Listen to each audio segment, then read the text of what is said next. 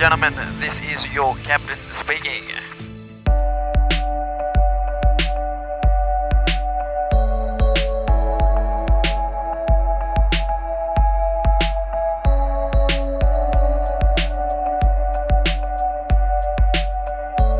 Kyoto, c'est une des grandes villes du Japon.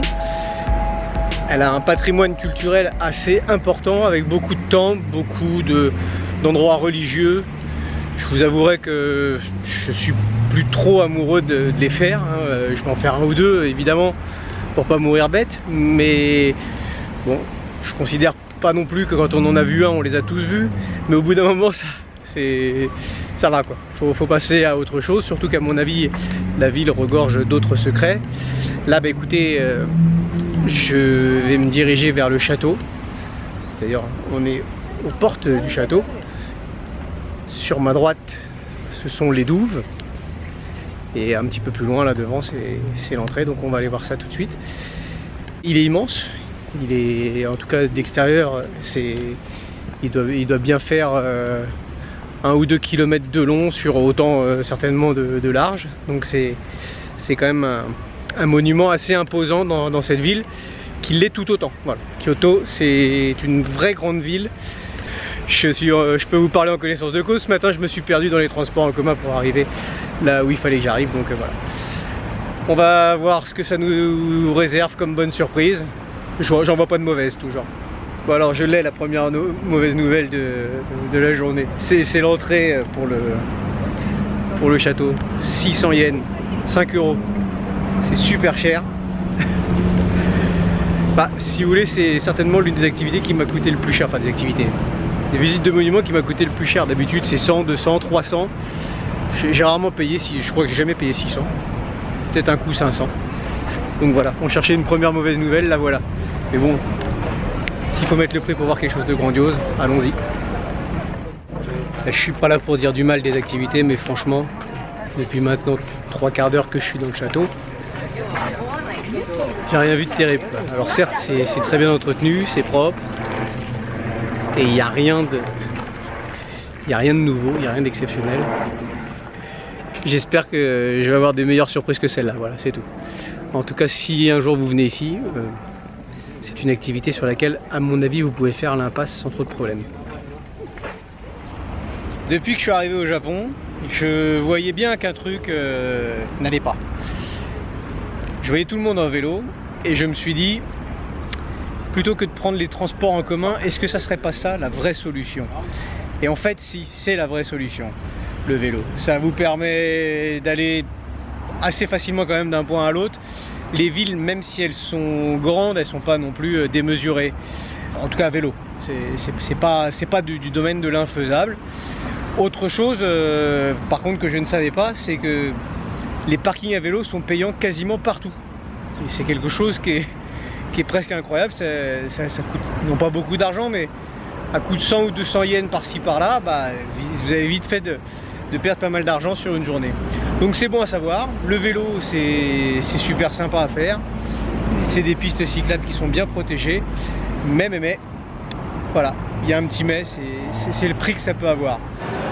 À Kyoto, la rue commerçante s'appelle Teramachi. C'est super sympa.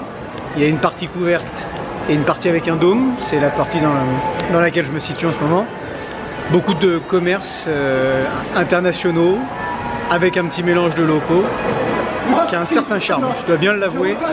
Il y a des produits locaux vraiment très intéressants, que ce soit de la fringue, des produits souvenirs, mais également évidemment, j'ai envie de dire aussi, de la nourriture. Je vais me laisser tenter par, j'ai l'impression, un truc attrape-touriste, mais je dois bien vous avouer que mon chat me manque. Alors si je peux retrouver ici ne serait-ce qu'un dixième de ce qui me manque, ce serait déjà à moitié gagné. C'est quelque chose qui n'existe pas en France, mais au Japon c'est très répandu. Les sortes d'animaleries où on peut prendre les chats, les chiens dans les mains, et puis user un petit peu de leur pouvoir qu'on ne connaît pas vraiment, en tout cas en Europe. Au Japon, visiblement, les chats ont des vertus, les chats et les chiens ont des vertus notamment sur les nerfs des gens. Donc voilà, on va voir ce que ça va donner. Là en l'occurrence c'est pas vraiment une animalerie, c'est plutôt un chat spécial, un chat un peu tigré en tout cas, ça c'est sûr. Et on va voir ce que ça donne. De ce que je peux en voir au travers de la vitrine, c'est que ça n'a pas l'air des lions toujours. Ils sont juste tigrés, mais ils se laissent cajoler comme des enfants. Donc on va aller voir ça tout de suite. C'est original, c'est marrant, parce qu'on est finalement dans une petite pièce qui a été aménagée en sorte de jungle. Et les chats sont les rois ici. Ils font ce qu'ils veulent. Et c'est là, hop là, alors Minou. Ils font vraiment ce qu'ils veulent. C'est les patrons ici. Alors toi?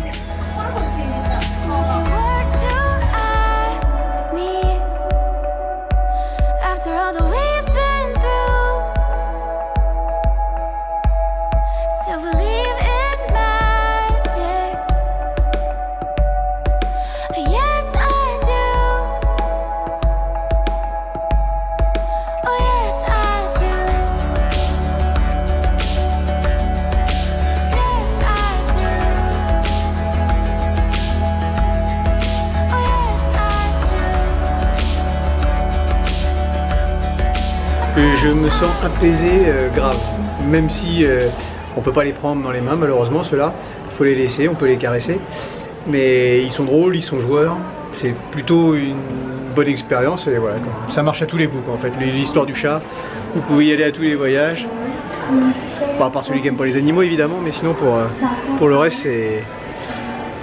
on est bien, allez on repart, c'est parti. J'ai pas pris la foudre, la coupe de cheveux, tout ça, c'est... Je suis rentré vite fait à l'hôtel, me changer, prendre une petite douche, me changer. Je suis dans les rues de Pontoccio, c'est le petit quartier animé du début de soirée, voire même du reste de la soirée. Il y a beaucoup de monde, c'est une atmosphère un petit peu Jones, un petit peu festive. C'est super agréable parce que vous avez... le fleuve d'un côté et puis vous avez également des petits canaux, c'est super mignon, il y a une petite brise là, c'est parfait, ça nous donne un petit peu d'air et il y a plein de restos, je vous explique même pas, ils sont tous plus beaux les uns que les autres, je sais pas si on y mange bien mais en tout cas c'est vraiment charmant, c'est un magnifique quartier. Alors je suis dans la petite allée des restaurants qui sont sur pilotis sur le fleuve. Et ça met l'eau à la bouche en fait, tout simplement parce que il redouble d'attention au niveau de la décoration, vraiment c'est super chic. Alors les entrées sont toutes tentantes en fait. Dès que vous passez devant un restaurant, vous avez envie de vous arrêter manger dedans. Il n'y a que l'embarras du choix. Il n'y a que l'embarras du choix. La spécialité du coin, il y a plusieurs spécialités du coin, mais l'incontournable, on va dire, quand vous êtes au Japon, c'est le bœuf de Kobe. Pour y avoir déjà goûté, je peux vous garantir que c'est un bœuf qui n'est pas commun, il fond dans la bouche, c'est succulent. Vraiment, c'est quelque chose de complètement fou.